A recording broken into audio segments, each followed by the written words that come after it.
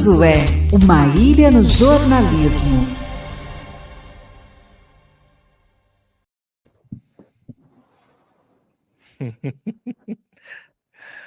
Você me avisou tarde, Freitas. Estamos com a Helena Mader conectada. Olá, boa noite, Helena. Boa noite. Bem-vinda de volta. Muito obrigada. Boa noite a todos. Você tem arma em casa, Helena? Você também já fez curso de tiro? Jamais, nem tenho nenhum interesse.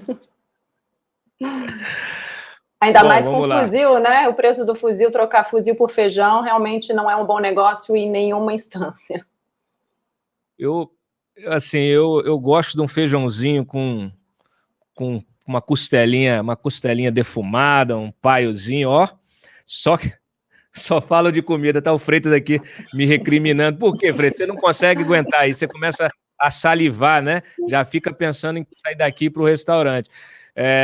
Mas você sabe que não é só o feijão que tá caro também. Eu fui no mercado um dia desse, costela defumada, legal, peguei um negocinho desse tamaninho assim, R$50. Falei, é feijoada que é um negócio que normalmente é uma coisa mais acessível, realmente tá difícil, tá cada vez mais difícil, né? E a nossa matéria de capa hoje tem uma relação com isso, Cláudio, porque o título Capitão Factoide, como você disse, inflação em alta, gasolina R$7, gás a R$130, desemprego em alta, apagão iminente. O que resta ao presidente da República? Criar factoide, certo? E é isso que ele tem mais feito. E nas últimas semanas, o principal factoide dele tem sido essa radicalização aí com policiais militares, né? Ele e seus aliados têm fomentado aí motins, insubordinação de policiais militares, e a tensão está muito grande por conta da proximidade do 7 de setembro. O feriado da independência, historicamente, tem eventos militares, manifestações contra e a favor do governo, e este ano os bolsonaristas escolheram a data para sair às ruas, para demonstrar apoio ao presidente Bolsonaro. E o presidente, né, diante dessa situação caótica que está no país, de inflação, de crise econômica, ele se aproveitou disso realmente para ir capturar a agenda política, capturar o debate, e conseguiu o que queria, né? Essa semana pouco se falou de CPI, a gente viu o interesse em torno das denúncias de corrupção muito menor, e todo mundo, de fato, preocupado com essa radicalização da polícia, né, com essa tensão. Os governadores se reuniram discutindo saídas para ver como evitar, de fato, casos de insubordinação, como aconteceu lá na PM de São Paulo, né? Aparentemente, o coronel que xingou o Dória, que saiu aí em defesa de ataques ao Supremo, deve ser punido, mas isso aí, claro, é uma fagulha que pode contaminar outras polícias, e é nisso que os governadores estão pensando, né, Cláudio? Deixa eu aproveitar e soltar aqui um VT do dia. Ô Freitas, põe esse do Bolsonaro dizendo que o Brasil não vive momentos não muito tranquilos. Ou melhor, vive momentos não muito tranquilos.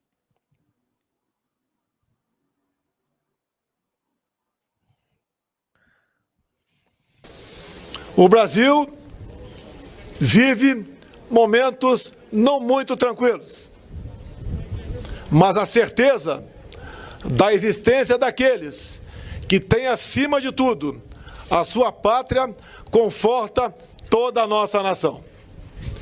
Nos momentos mais difíceis da história, você, soldado brasileiro, sempre esteve presente. E o que está acima de tudo é o destino da nossa nação.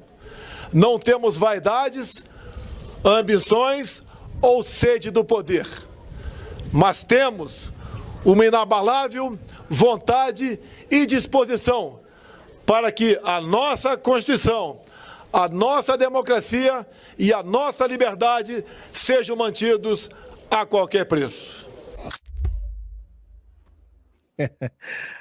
Esse aí parece aquele, eu não sei nem, tem aquele meme, né, do cachorrinho na casa incendiando, né? E nesse caso o cachorrinho ainda tá jogando gasolina, né? Tá tudo bem, tá tudo bem.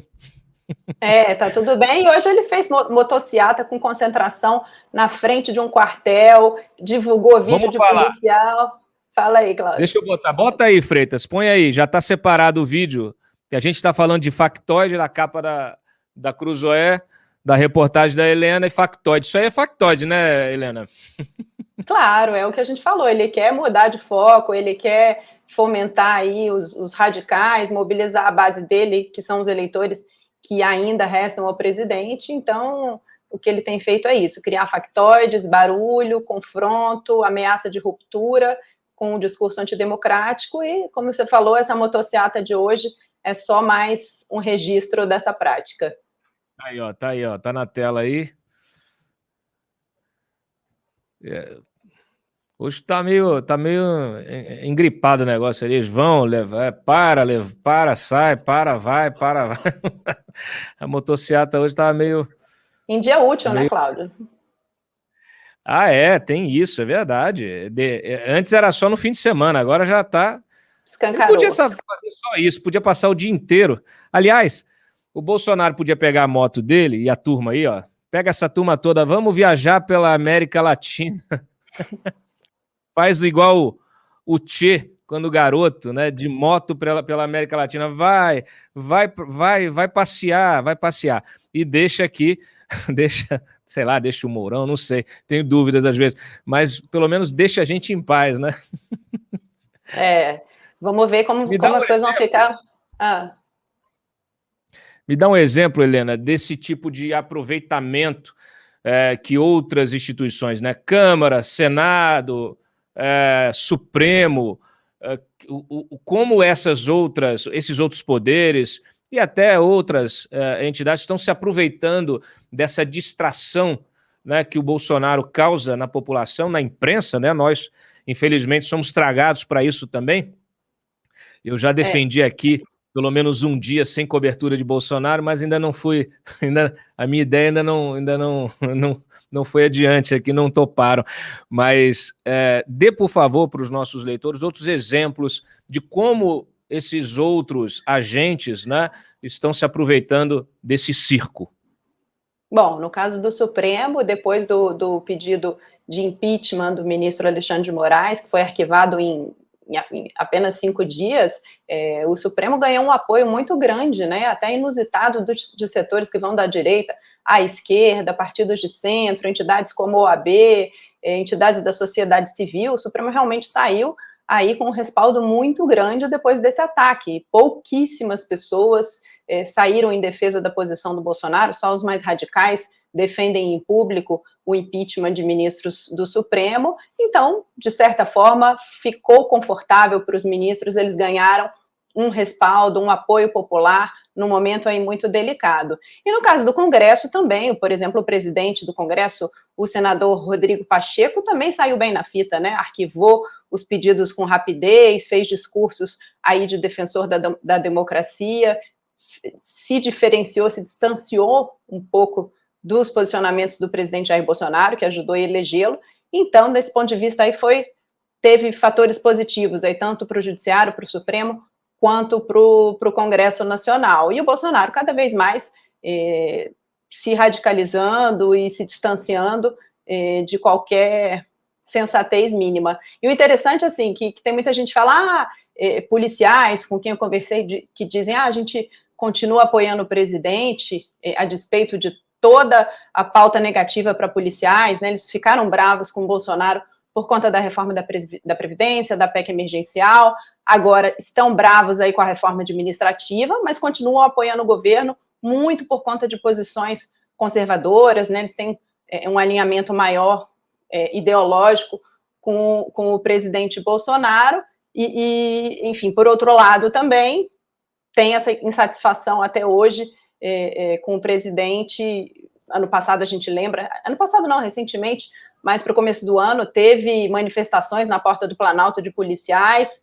parece que eles fizeram as pazes, vamos ver como é que vai ser no 7 de setembro esse alinhamento e essa adesão dos policiais às manifestações. Vamos ver.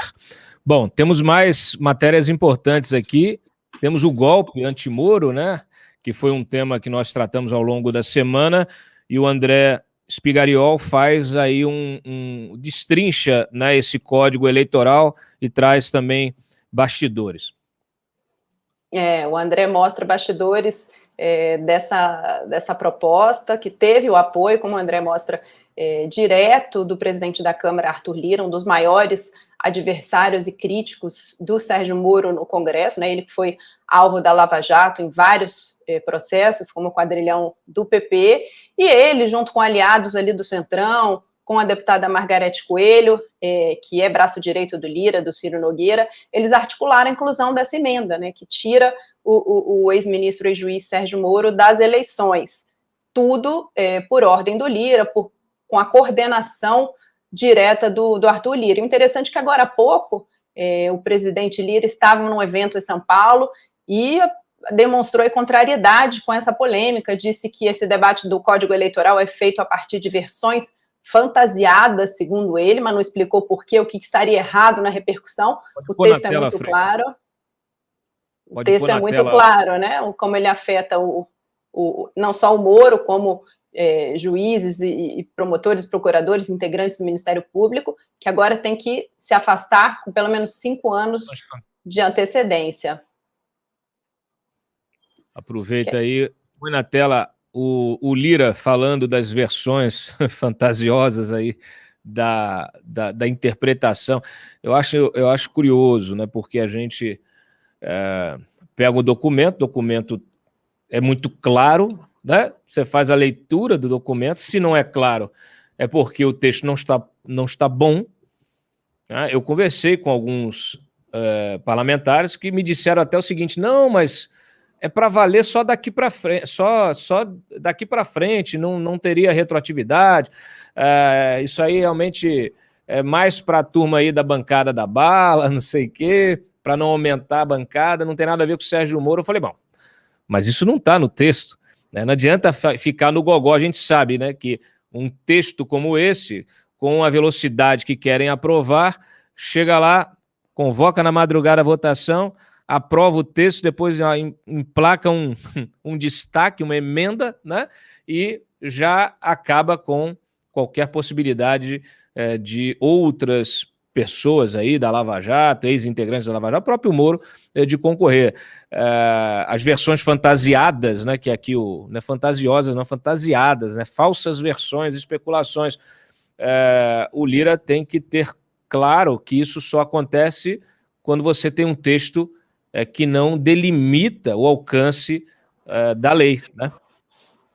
Sim, o interessante é que teve uma repercussão porque havia conversas para limitar até pessoas já com mandato, né? O que poderia tirar das eleições até um senador como Alessandro Vieira, que tem se destacado muito na CPI da Covid, já é citado até como um possível candidato à presidência, e aí, diante da repercussão negativa, pelo menos nesse ponto, houve um recuo, né? Mas como você falou, a intenção do Lira já é botar esse texto para ser votado já na semana que vem, provavelmente na quinta-feira, e como você disse também, eles costumam escolher horários de menor audiência para tentar reduzir a repercussão negativa, mas a gente vai ficar de olho e, afinal, é grande o empenho aí do Centrão para passar esse texto o mais rápido possível.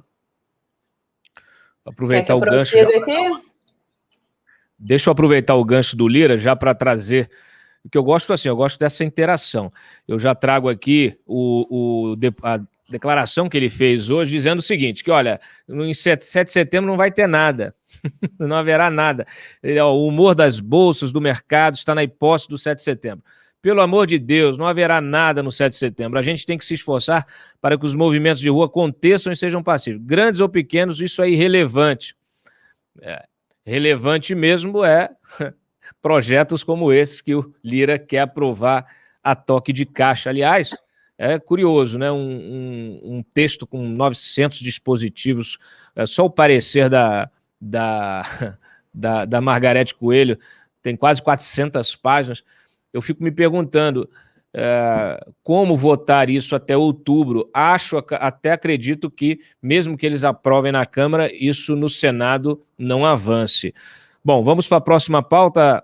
É uma pauta, inclusive, que nos interessa muito, porque ela ela é um tema que a gente acompanha já há bastante tempo, que é a regularização dos jogos de azar, né? A regularização da jogatina no Brasil.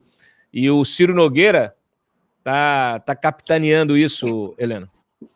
Pois é, essa conversa existe desde que o Bolsonaro chegou à presidência, Cláudio, e agora, com o novo todo-poderoso Ciro Nogueira na Casa Civil, o debate ganhou muito mais força, porque justamente o presidente aí do Progressistas, né, licenciado, o Ciro Nogueira, ele é um dos grandes entusiastas da liberação dos jogos no país. O Bolsonaro, na campanha, fez um estardalhaço, disse que jogo é a destruição da família, que jamais aceitaria, mas agora, né, assim como ele aceitou, fez acordo com o Centrão também, nada impede que ele apoie esse projeto, né? A bancada evangélica publicamente diz que jamais, que não vai aceitar, que vai fazer resistência. O pastor Silas Malafaia também, que é muito próximo do presidente, muito forte no Planalto, equipara a liberação do jogo à liberação do aborto, ou seja, não tem negócio, não tem conversa, eles não vão aceitar, não vão votar a favor,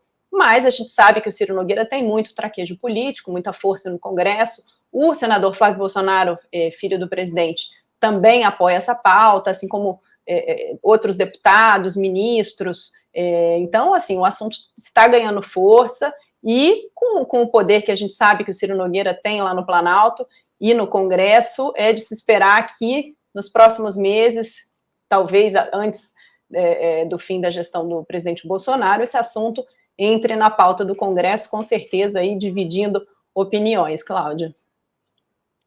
Eu acho curioso, né? Porque você tem na base do governo Bolsonaro, você tem a bancada evangélica, né, que é historicamente contra a legalização dos jogos de azar. Eu acho até que é por evitar concorrência, para evitar concorrência aí com a turma do Malafaia, do Edir Macedo, né, e afins. Mas eles agora estão dispostos a relativizar, né, as suas convicções em prol do que eles chamam de geração de emprego, de atração de investimento. A gente olha assim e vê, bom, tudo bem,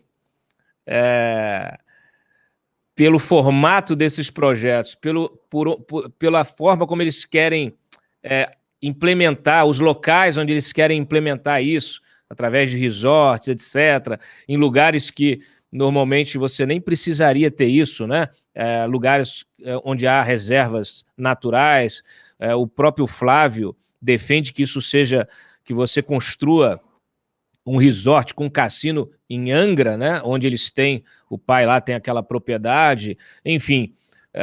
Eu lembro sempre aqui que o próprio Estados Unidos, que, né, construiu Las Vegas, etc., fez isso no meio do deserto. Se é para desenvolver, para gerar emprego, para desenvolver a sociedade, você pode fazer isso de outra forma. Mas, voltando à questão dos evangélicos, eles estão dispostos, né, a relativizar os seus princípios para aprovar essa pauta.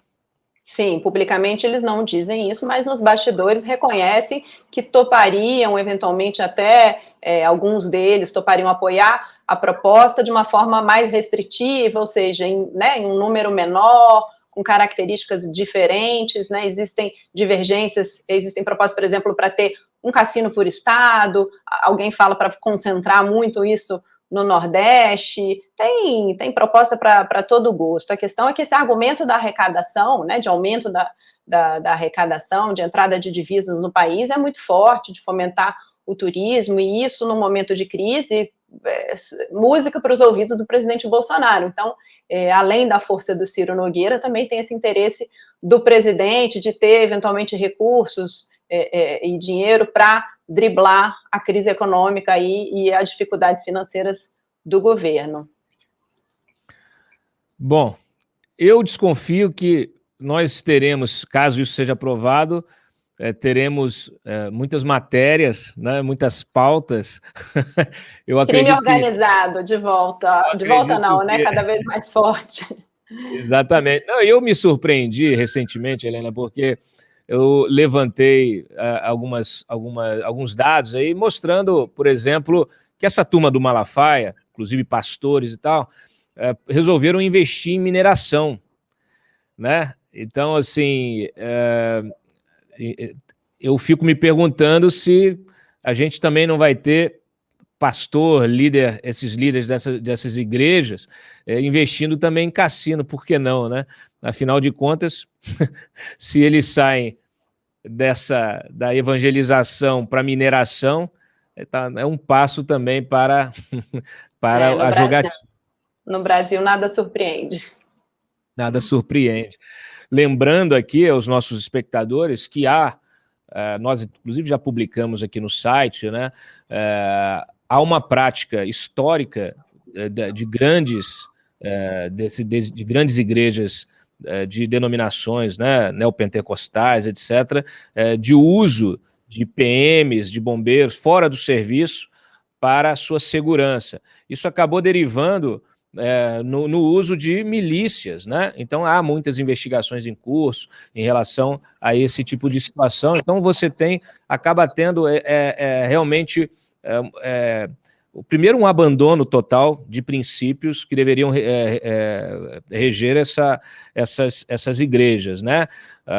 Obviamente, nós estamos falando de religião, a religião que precisa ser respeitada, mas nós estamos falando realmente da exploração da fé alheia, em muitos desses casos, e muitas vezes à margem da lei, quando você utiliza policiais aí para fazer esse tipo de serviço paralelo. Isso vai se consolidando num poder paralelo, e é esse poder que, de alguma maneira, está na base, né, na base eleitoral, ou pelo menos na base de sustentação política do Bolsonaro. Vamos falar de outra situação complexa, né? O buraco lá onde o Biden se meteu. A gente vem acompanhando aí essa história toda do Afeganistão, do Talibã ter voltado ao poder, dos erros estratégicos cometidos pelos Estados Unidos, não só de agora, mas do governo Trump também, o Biden por sua vez, e nós tivemos essa semana, infelizmente, um atentado terrorista, um atentado à bomba ontem, lá no aeroporto, que já deixou, a última vez que eu vi, tinha mais de 100 mortos. E o Duda Teixeira, que já esteve aqui conosco, inclusive esteve aqui na semana passada, traz uma reportagem sobre esse dilema aí agora que o Biden enfrenta, né? Estava saindo, estava retirando, e agora está prometendo voltar e caçar os terroristas. Pois é, a crise já estava grave por conta aí da retirada das tropas, da volta do Talibã ao poder, e essa semana, com esse atentado que matou 13 militares americanos, deixou mais de 150 feridos, matou afegãos, também civis, isso elevou muito o grau da crise, colaborou para a queda da popularidade e dos índices de aprovação do presidente Joe Biden. E ele tem sido muito cobrado, né, por conta da discrepância do discurso dele. Ele fala muito em direitos humanos, está organizando cúpula de direitos humanos e, ao mesmo tempo, abandonou ali para trás mulheres, meninas, crianças afegãs que a gente sabe vão ser perseguidas e ter os direitos completamente tolhidos aí com a volta dos talibãs ao poder. Esse assunto, com certeza, vai dominar aí toda a gestão, todo o governo do presidente americano Joe Biden, e certamente também a conta vai ser alta para o Partido Democrata. O Duda Teixeira, nosso editor de internacional, acompanha isso muito de perto, e com certeza a Cruz vai mostrar aí todos os desdobramentos dessa crise aí nos próximos meses, claro, nos próximos anos. Helena, tem uma entrevista com o Aécio, né? O Aécio Neves, que é um personagem bastante polêmico, foi alvo de investigações, teve que correr para a Câmara dos Deputados para conseguir manter o foro privilegiado depois que terminou o mandato de senador, submergiu e agora está voltando com poder, tem se articulado, inclusive no atual governo Bolsonaro, e está causando bastante, vamos dizer assim, bastante ruído, né, nessas vésperas da prévia tucana, os tucanos sempre se bicando, hein? Sim, aos pouquinhos, nos últimos anos, o Aécio retomou parte do poder que ele tinha ali no Congresso, à frente da Comissão de Relações Exteriores lá da Câmara, participando de debates relacionados ao tema, e também politicamente, né, por conta da oposição interna que ele faz ao governador de São Paulo, João Dória, critica muito abertamente o governador de São Paulo, e a gente mostra também aí todos os impactos disso nas prévias do PSDB, né, que serão realizadas agora em novembro. O Aécio fala abertamente em defesa do governador do Rio Grande do Sul, Eduardo Leite, elogia muito, diz que é uma jovem liderança, não bate tanto no Dória como o Dória o faz com relação ao Aécio, né? O Dória chamou o Aécio de pária dentro do PSDB, e o interessante é que o André Spigariol, que fez a entrevista, obviamente, claro, perguntou para o Aécio aí sobre o desgaste todo com a Lava Jato, né, as denúncias, e como era previsto, o Aécio disse que tudo não passava de uma armação política feita por inimigos. Resta saber se isso cola na justiça, né, Cláudio? É isso aí. Helena Mader, muito obrigado mais uma vez pela sua presença aqui, sempre iluminando o nosso noticiário. Você tem vários fãs no chat, depois você verifique, responda a eles, porque eles cobram, eles são exigentes, tá? Então, se você ignora, eles ficam chateados. Depois você entra lá no chat do programa e dá uma querida. Você tem vários fãs aqui que sempre comemoram quando você está no Papo Antagonista. Obrigadíssima, boa noite a todos, um prazer participar do programa, Cláudio. Bom fim de semana. Igualmente, um bom descanso.